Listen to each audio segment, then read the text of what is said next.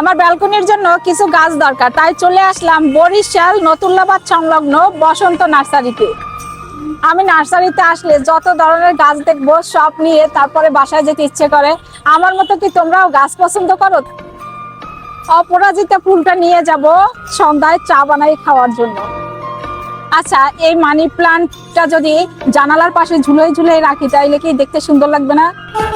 নার্সারিতে আসলে আমি অনেক বেশি ছবি তুলে নিয়ে যাই, যাতে ওগুলো পরে একটা একটা করে আপলোড দিতে পারি। অনেক দিনের ইচ্ছা ছিল আমার খাটের পাশে এরকম একটা ইনডোর প্লান্ট গাছ থাকবে। কিনে ফেললাম শখের গাছটা, আর আমার শখটাও পূরণ করে ফেললাম।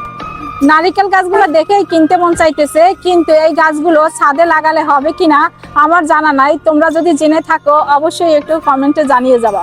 আমার জীবনটা এমনিতেই তেজপাতা, তাই আর টাকা দিয়ে এই তেজপাতা গাছ কেনার আর দরকার নাই। ওয়াও, কত বড় একটা লেবু! এই গাছটা তো নিয়ে যেতেই হবে, আম্মু দেখলে অনেক খুশি হবে। ছোট্ট একটা সবেদা গাছ, কিন্তু ফলে ভর্তি। এরকম গাছ যদি পেতে চাও তাহলে নতুল্লাবাদ বসন্ত নার্সারিতে চলে আসো, যারা বরিশালের বন্ধুরা ভিডিওটা দেখতেছে। তো এত সময় নার্সারিতে ঘোরাঘুরি করলাম এবং বিভিন্ন ধরনের গাছ দেখলাম, আর কিছু গাছ আমি কিনলাম। সেগুলো নিয়ে এখন বাসায় চলে যাওয়ার পালা। তো সবাই ভালো থাকবা, সুস্থ থাকবা। আল্লাহ হাফেজ।